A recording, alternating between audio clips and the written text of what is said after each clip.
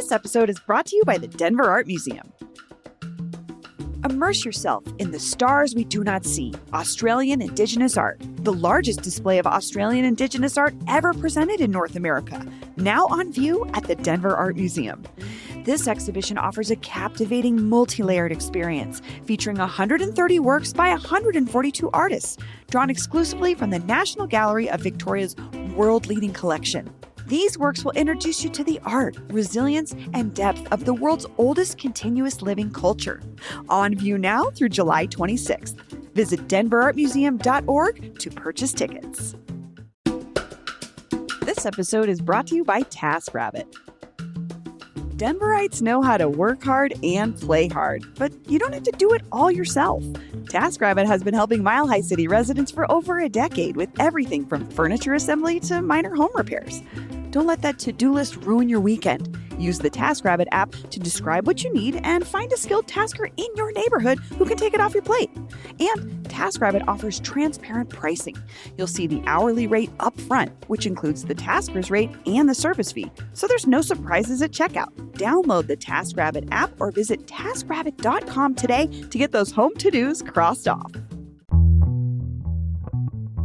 Welcome to CityCast Denver. I'm Bree Davies, and here's what Denver's talking about.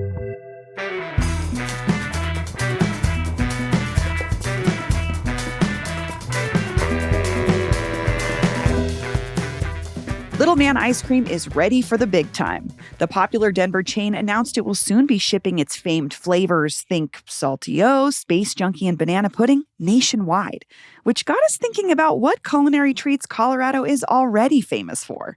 We're revisiting a conversation me and producer Paul Caroli had last year with Dan Pashman, host of the James Beard Award-winning podcast The Sporkful, about our local claims to food fame. Dan Pashman, welcome to CityCast Denver. Hey, thanks so much for having me. And producer Paul Caroli, hello. What's up, Bree? Well, Paul, you and Dan have been working on something together involving Colorado and your first love, pizza. Should we get into that, or where should we go? Where do you want to start? I think we should talk about it a little later. I'm very excited to tell people about it, and it's out now. So we're gonna, we'll plug it all at the end. We'll probably get into it. But we had a fun idea we want to do today. But I think our listeners should get to know you a little bit first, Dan. So I actually have a very specific request of you. Okay. Because listeners of the Sporkful know you well, but our colleague who used to work with you, Andrea Salenzi, told me a story. Andrea and I go way back. Okay. Maybe this is a surprise. I hope you remember this story, but she told me a story about food and fatherhood and McDonald's. I wonder if you will tell this story for our listeners. Yeah, story is giving it a lot of credit, but it's just sort of a funny anecdote, I guess, which is that I think I recorded something for this podcast, The Longest, Shortest Time, that Andrea worked on. And it was about how, well, I hope my parents don't listen to this, no offense. But when I was little, every Sunday morning, my dad would take me and my brother out for breakfast. Sometimes it was to our local diner. I grew up in New Jersey, so diners are a big part of our culture. So it'd be either a diner or we would go to McDonald's. And if we went to McDonald's, my dad would always get Egg McMuffins. He would always get one Egg McMuffin. I would sometimes get the McDonald's breakfast, sometimes something else, but he always got an Egg McMuffin. And I feel like on the way home, he would always like fart as a very specific fart that was like, I always came to think of it as like the Egg McMuffin fart. Like, it's very distinct. And once in a while, like someone else in my family will fart. They didn't eat an Egg McMuffin, but I guess it must have a similar chemical, combination. And I'll be like, oh my God, it's an Egg McMuffin fart. And it's just like Proust and the Madeleines, except it's an Egg McMuffin fart. And it just transports me back to my childhood, for better or worse. So, So I haven't had an egg. Now I kind of want an Egg McMuffin. Do you after that? I kind of do. I don't know. I mean, I wonder if I would fart Egg McMuffin farts. Half my DNA comes from my father. My innards could work in similar ways. Well, trap your kid in the car, yeah. Go to McDonald's, and try it. But my kids can't verify whether it matches the smell. I would have True. to be the judge. Maybe I'll get my brother in the car. Oh, my God.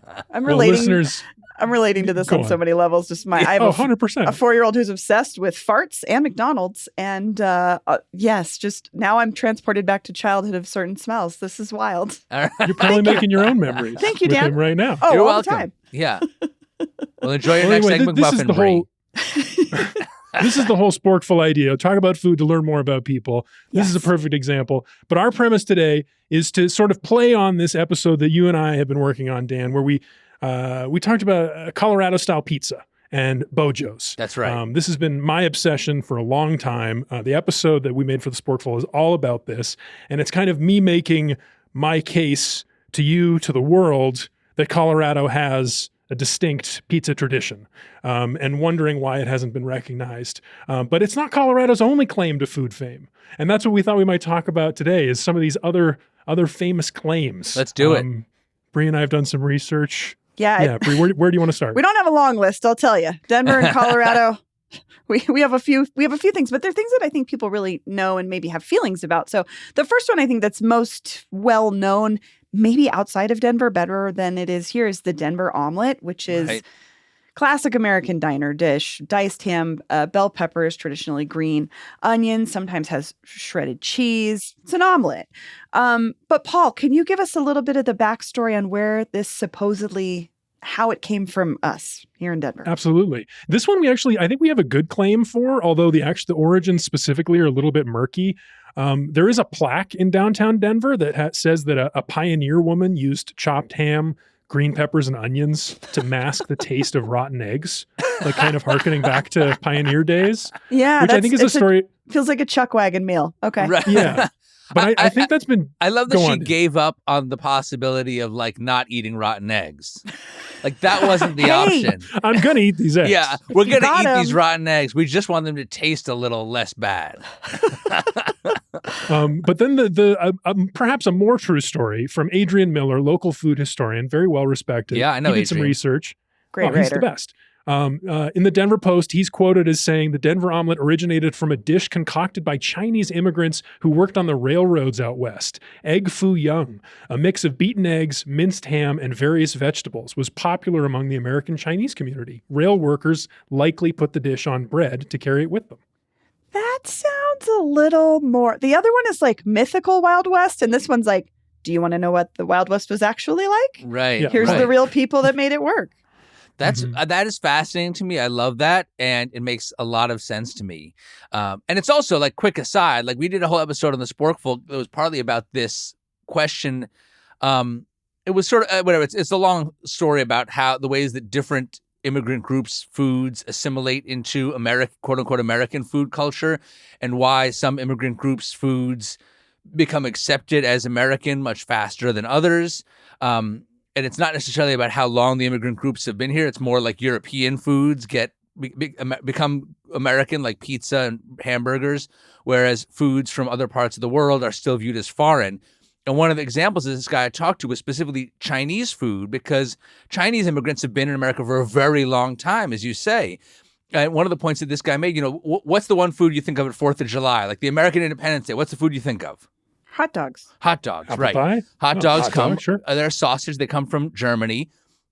But he said wonton soup has been in America longer than hot dogs. Wow. Huh.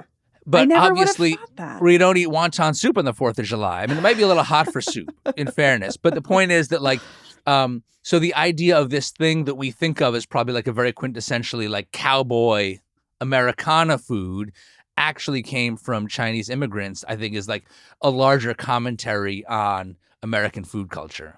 And also just Yeah. a great That's- story. It is Yeah. a great story. It is a really I good story.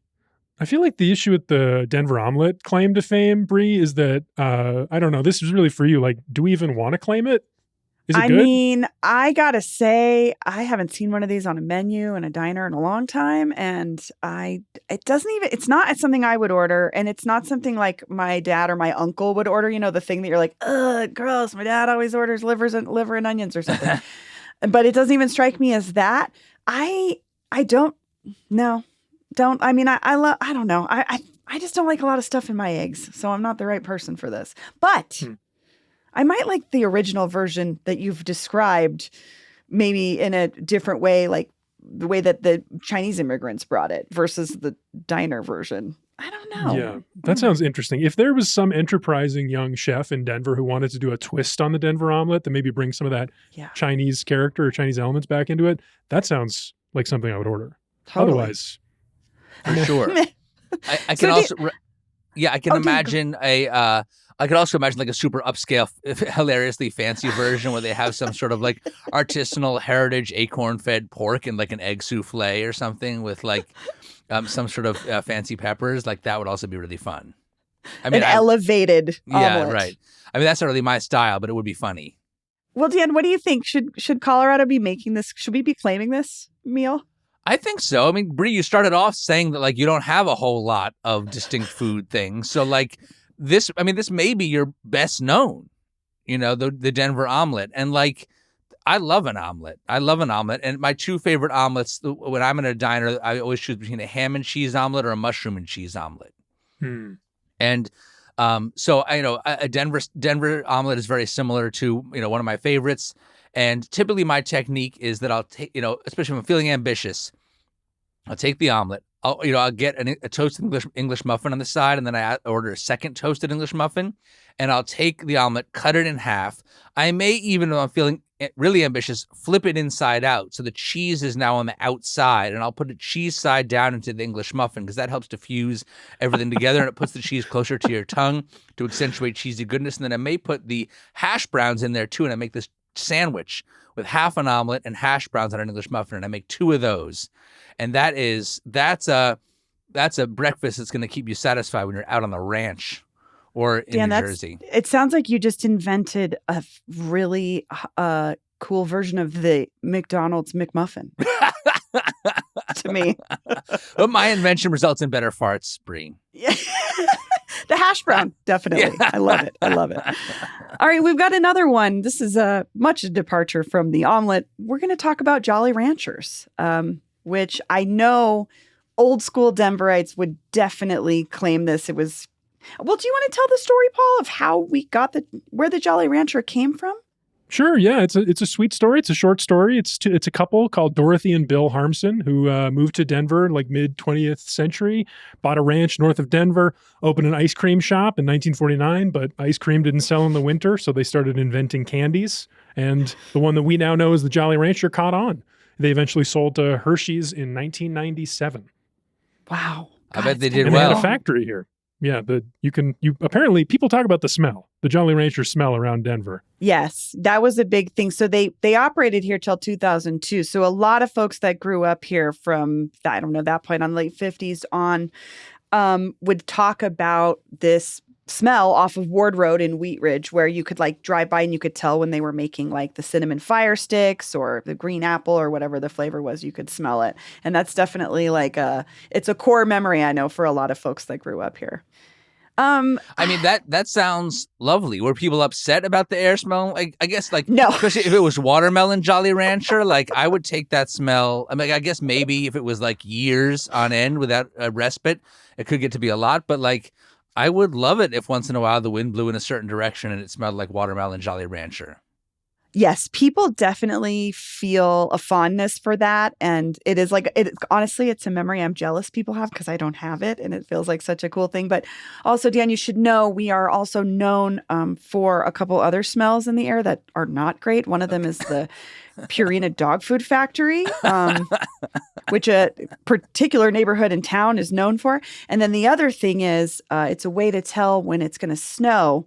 So the wind comes down from Greeley where the factory farming of cows happens, and it smells like cold iced cow poop. And that's how you know snow's coming. So wow, that's unfortunate because I like the snow and I feel like I wouldn't want to have a negative association with the fact that it was going to snow. I think it's okay for us. It's like it's on its way. Right. We're just used to it. Right. But I feel like this is a missed opportunity for Jolly Rancher. So many companies, it's all about like new brand verticals and like different product integrations, like the way that Cinnamon Toast Crunch is now in like Hershey's Kisses. And there's a Cinnamon Toast Crunch powder that you can buy in the baking section of the supermarket and sprinkle it on anything to make it taste like Cinnamon Toast Crunch. They should make Jolly Rancher scented air fresheners. Like, why is Glade plug-in not doing like Glade times Jolly Rancher? and Oh my make them God. so your like bathroom can smell like Jolly Rancher. These would sell so well We in Denver. We have People to would love this. Let's start Yes. our own air freshener company. Oh my God, this would be such a big seller, especially for like Christmas presents. Yeah. It's like, oh, it's that time of year to plug in my watermelon Jolly Rancher. Right. Like plug-in. scented candles are such a big thing, but like, why not?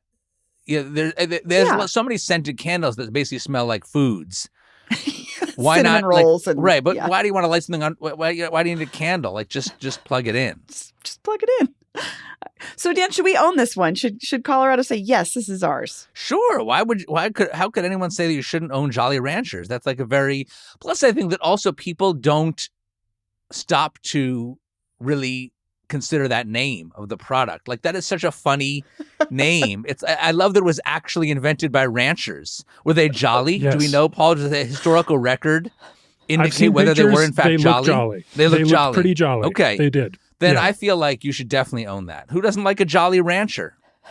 Like I'm an with you. actual human. I think people don't get it. People don't, like, when I moved here and I learned this story, I was like, oh yeah, the words jolly and rancher literally mean a profession and a mood. Right. It just seemed like an abstract phrase to me before. Yeah. Yeah. I think it's a great name. I think it's super fun. I like the word jolly. I think we should bring it back. And yeah, I say own it.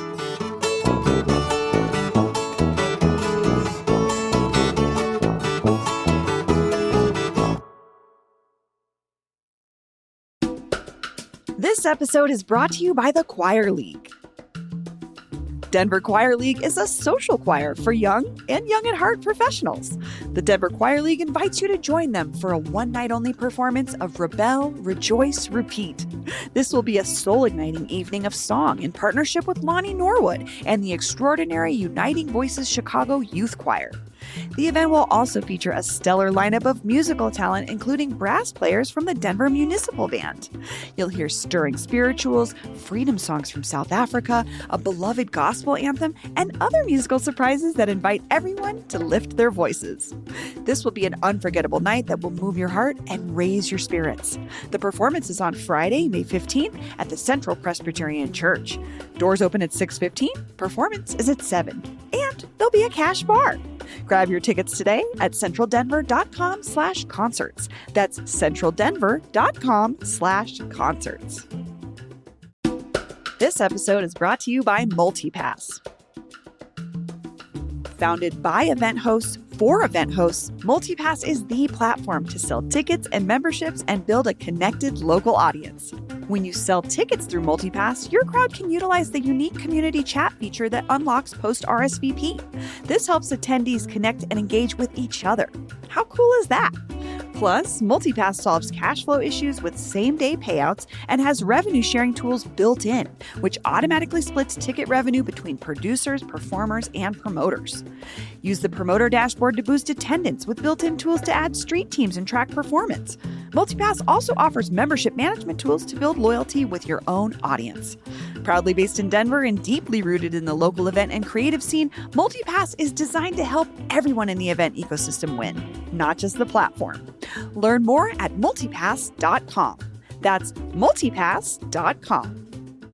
Okay, our next one, this one is interesting because it involves a very famous person in America. It's called Elvis's Fool's Gold Loaf, which is a single. I don't even like the description of this. I don't know what this is. I'm excited to hear. It's a lot, Dan. A single warmed loaf of bread, hollowed out and filled with a jar of creamy peanut butter, a jar of jam, and 1 pound of fried bacon, approximately 8,000 calories. Paul, what is the where did this come from? So this is kind of a famous story. It's about Elvis Presley, the rock star, of course. But the legend goes that Elvis got a hankering one night for his favorite sandwich that he had tried on tour.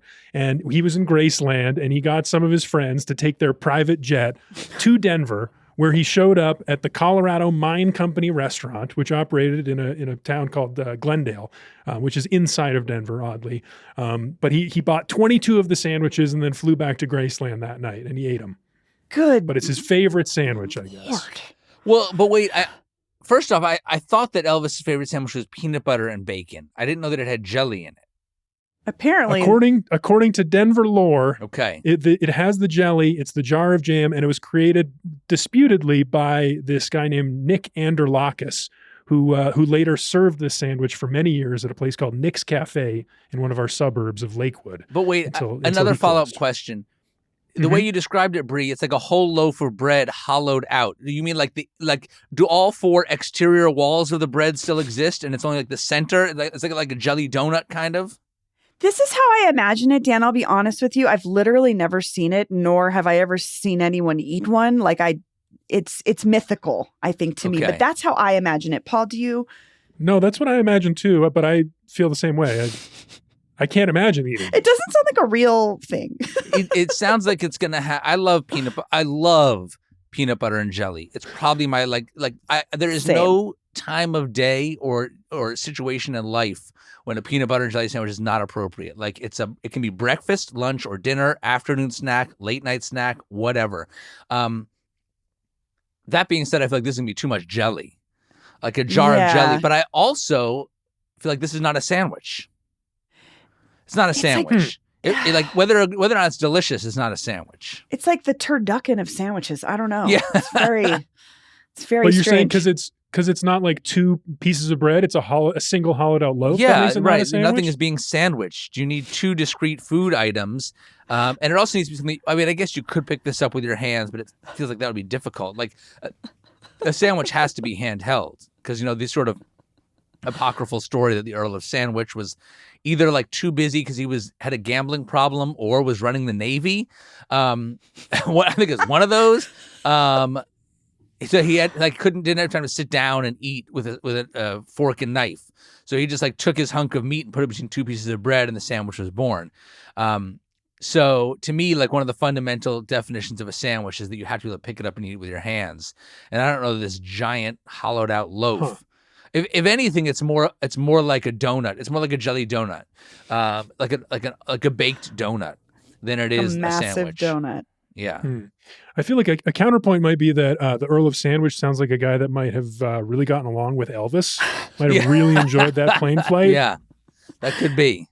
Yeah. I'm also feeling the name, the Elvis's Fool's Gold Loaf, coming from a restaurant here in Colorado called Colorado Mine Company Restaurant, which, Dan, in Colorado, our mining past, it used to be more prominent in our sort of, even the architecture in our city and our popular culture. There was a lot of mining themed things. So this feels like a very good sales point to say, come down to my mining restaurant. I got the original Elvis Gold Loaf recipe. Right. But- Yeah. I mean, I would say this doesn't seem like the best thing to own. Mhm. Like, It's kinda like the if you guys Denver are looking, omelet. yeah, It's I mean, like, it feels like I don't think it's going to be that delicious. It sounds like it's at least partly made up. I don't think it doesn't really feel truly tied to the region in the way that the first two did. I agree. I think that's a good call. Okay, Well, let me introduce the next one because this one's really Yes. for Bree. So I wonder, Dan, have you heard of Denver style green chili? No. Okay, Bree, what is this? Explain what this is for Dan. Okay, so we get a lot of flack for this because it is not what folks expect who are not from here and maybe have never had it before. But Denver style Mexican food is typified by a couple things. One is we make a chili relleno wrapped in a wonton wrapper. That's one of the specialties here. But the big part of our Mexican food is it is smothered in our style green chili. So our style of green chili is as chilies, Pueblo chilies. Sometimes it's hatch chilies from New Mexico. We have a beef with New Mexico about this whole thing, but it's a soupy textured.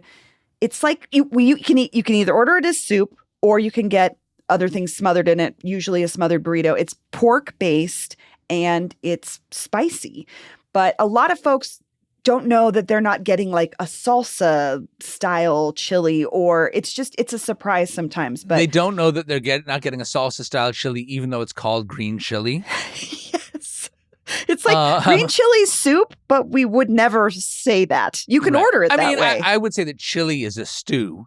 So it is. Yes, it's a stew. So are there tomatillos in it? No, usually it's just green chilies, just green And what chilies. else? Just like other, I've had some with chunks of red tomato Red- for sure. My mother-in-law Yeah. makes it with red tomato, and then it's It gives cubes it a little of color. pork. And Cubes of pork. and and what's the it's that, broth like- made out of? Is it just like cooked down? I mean, I feel like you need something that's going to release some liquid. yeah, it's like a kind of like a water flour base. I think that's really it. It's like water, flour, green chili, onions. Pretty. I think people use different kinds of stocks. Yeah, you could use. I mean, because it's a pork. Pork is the other thing too. Is it had to Well, be right, the- Colorado green chili or Denver green chili? It's got to have pork in it. Right. But yeah, I mean, I guess you could use like a chicken stock or a beef stock or a vegetable stock. It's really the chilies that stick out. So whatever helps that the salty base, whatever you use, kind of gets overpowered by the chilies anyway. Right. But this is something that Denverites and Coloradans feel very strongly about. This is something we want to be known for. Yes, Right, that's a good way to right. put it, Paul. I mean, look. It sounds good. I would love to try it. If people in the area actually are making it and loving it and want to be known for it, then I feel like you should own that. Thank you. It is a point of pride for us. It's a point of contention. What's the but yeah. contention? Well, because it's like there's some fights over is New Mexico really the origin of this flavor of thing? Does New Mexico do it better? Is the big fight. Is there where the something chilies called New come Mexico from. green chili? Well, they do green chili and they do red chili, and they're kind of known for also Christmas, which is a little bit of both. But Colorado really tries to take ownership of it totally, but New Mexico definitely says, hey, also, this is ours. And that's where I think the border conversation is like, what borders were existing when this was really made? I don't know if it could just be regional, but people are very, very particular about it. Okay. Colorado versus New Mexico. Right. So, but it is. Thank you for validating us. It's really important. Anytime. Thank you, outside food expert, for telling us. Thank you. We appreciate that. Okay, so we've got one more before we talk pizza. This one is wild to me because I don't know. Everyone knows what a cheese. Same. Yeah. Okay, everyone knows what a cheeseburger is. Paul, will you please tell us the lore of why Denver says that this is a thing that we've made? Yeah. Yeah, this is very funny. So, Dan, I think you're going to like this one. So this is, it also comes to us via a plaque. There is a plaque in Denver outside of a key bank for locals on the north side. You can go see this if you want. But the plaque says, Louis Ballast, who owned Humpty Dumpty Barrel, a.k.a. The Barrel, Colorado's first drive-in, liked to experiment with different burger toppings. According to Visit Denver, he tried chocolate and peanut butter on burgers. This is in the early 20th century. And customers preferred cheese. Ballast then secured a trademark, the first trademark for the term cheeseburger in 1935. That is our claim to the cheeseburger here in Denver. And how long did he did that trademarks? I think expire at a certain point. Although maybe there must be. Well, I don't know. There must be ways to renew them, like Crest toothpaste. No one has been around forever, or whatever example you want to use. Like, do they still have that trademark? I don't think so. I looked for it in the patent office. I couldn't find anything. I about wonder it. if it was invalidated. Because like if something's too broad, then you can't hold on to the trademark. I mean, to me, it's just like there's no way this was not happening like on the East Coast or somewhere that's a lot older than Denver itself. It just feels. This was 1935, you said? Yeah. Yeah. That feels when was Louis' Lunch opened? That's the place in Connecticut that kind of gets credited. Let me look it on my computer. Is that the place? I was like, that might be what I'm thinking of. They're in New another Haven, place in, Connecticut. They do hamburgers. They don't do cheeseburgers, and they're like very militant there. No cheese and like nothing but ketchup. All you can get is a hamburger with ketchup because like that's how Louis did it, and whatever. Family run since 1895. Recognized by the Library of Congress as the birthplace of the hamburger sandwich. Well, that sounds legit. So that's like about 40 years that it took someone to put cheese on it, unless someone else was doing it somewhere else. I I've just, as a Denverite, I've never bought this one, especially because we don't have like a place that's still around or like a family that claims it. It's just one of those out in the ether with a plaque randomly that says this came from here. So I don't know. What do you think, Dan? Should we own this one? I don't think so. I mean, first of all, if you're going to own a regional food, you want it to be distinct. You know, like you guys have some stuff there that like was invented in Colorado or is distinct to Colorado and that people are making in their homes. And they're like, this is a local thing that we take pride in. Like, that's what you want to own. Even if it was true that this guy in Colorado was the first person to put cheese on a burger, like, who cares? Like, it just happened to happen. Like, it's by chance that it happened in Colorado. It was going to happen somewhere else. So I sort of feel like it's just not, it doesn't truly feel representative of Colorado.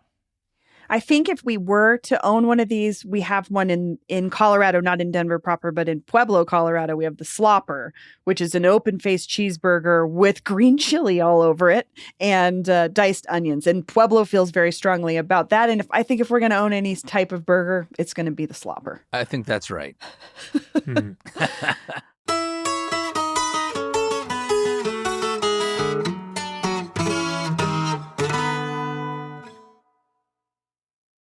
This was so fun, but we have this last category. Yeah. Colorado style pizza.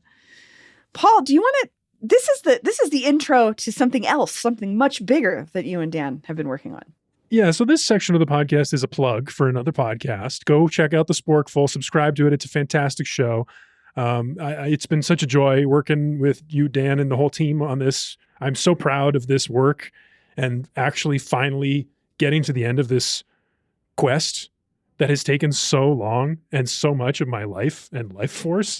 What are you going to do now, Paul, with all of this energy and focus that you won't be able to focus on Colorado style pizza?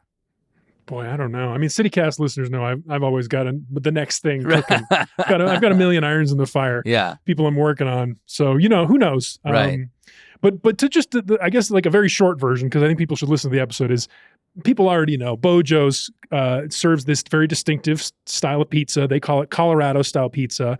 I would say any kind of thick crusted.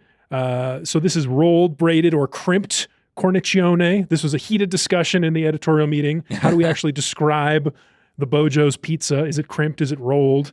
We kind of settled on a mix of all of those, and then honey served with dipping or drizzling.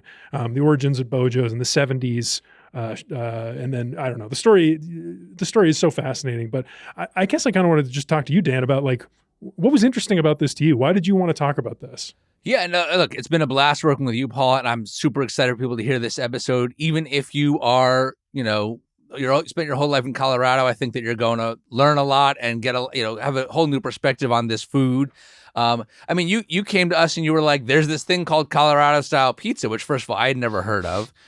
I love a quest. You've been on this quest for 6 years to get to the bottom of certain questions. How was it invented? Why isn't it better known? I mean, it's mostly unknown outside of Colorado. So why aren't more people making it? And then kind of the more existential question that we eventually get to is like, is this a legitimate regional style of pizza? We know Chicago deep dish, and there's Detroit style and New York and all these others. Because there are all over the country, all over the world, there's people putting different things on pizza. Like it doesn't mean that it's a unique style to that region. So what constitutes a regional style, and does Colorado style qualify? And I love that, it sort of means a lot to you, Paul, because you love pizza. You're not from Colorado, but you moved to the area. And it's sort of like, I think it means a lot to you to feel like this new home of yours, not so new anymore, but it was new when you moved here. This new home of yours has its own unique style, because that will be like an exciting, special thing about your new home. And so I think it's got a lot of great stakes, and I think you're phenomenal in your doggedness, and your personality shines through. And I think that it's just a super fun story. And so, I can't wait for people to hear it. Dan, I have to ask you, Paul told me that you ordered some Bojo's pizzas on Goldbelly? I did order some. I put a video on my Instagram at The Sporkful of me having my first taste of Bojo's pizza.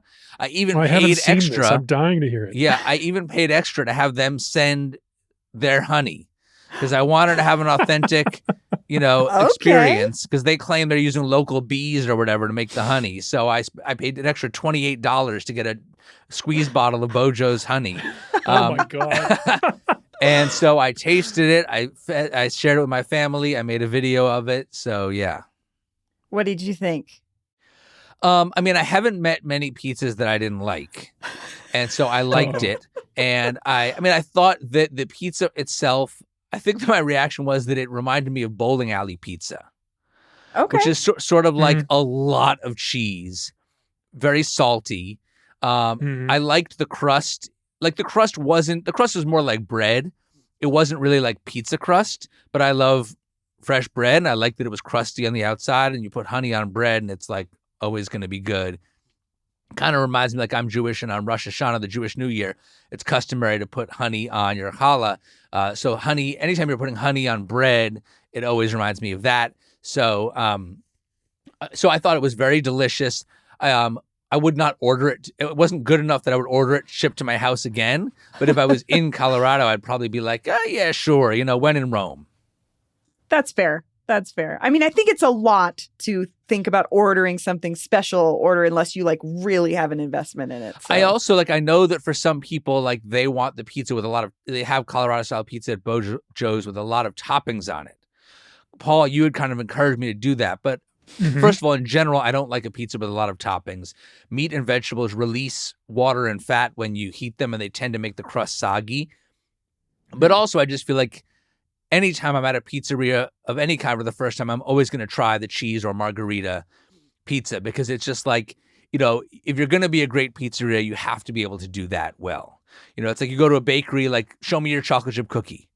Show me your croissant. Like before I get to like this, whatever, the cronut or whatever sort of crazy thing you dreamed up, like just show me that you can make a good chocolate chip cookie. And so that's why I had the cheese Bojo's to try it out. What do you think this pizza tradition says about Denver and Colorado, really? I'm not to be totally honest with you, I'm not sure that it says anything particular about the region. And that's kind of one of the things that we get into in the episode in terms of a regional style of pizza. Like, I don't know that it could only have been invented in Colorado. I feel like the things that make it unique could have come from anywhere. They just happened to come from Colorado. That being said, that is where it came from. And there's a lot of regional food specialties and delicious foods all over the country that just that some regional food specialties are a function of specific things of that region, but some are just sort of chance. Happened to be that the person who came up with the idea was there. So that doesn't invalidate it being special. But I don't know that it says something specific. But what do you guys think? Do you think it says something specific about the region? I don't know. It's so funny. I really never thought a second thought about Bojo's Pizza until I met Paul. And I really didn't. But I'm also a person that'll like eat gas station pizza. I love a Totino's party pizza. I am not a pizza connoisseur. Like pizza to me is good in many ways and I'll try any of them and I don't need a specific kind. So I think it doesn't resonate with me the same way that when I lived in New York and I learned for the first time that Mexican food is not Colorado Mexican food everywhere. That's a different thing where I'm like, this is a thing that's in my bones of who I am. And I don't feel that same way about Bojo's. That being said, it's delicious. And one of the things about it is a lot of folks have memories tied to where you could get it, which was Idaho Springs originally. So If you're a kid growing up here, you're going up to the mountains or coming back, that's one of those spots that your parents will definitely hit because you can feed everybody. You know what I mean? So it had a function. Right. So it has memories tied to it. For sure. But look, that's a huge part of any food, any special, like, when it has in a specific place or when you have specific memories connected to it, it's always going to be special. Yeah. Should we own this one? What do you think, Dan?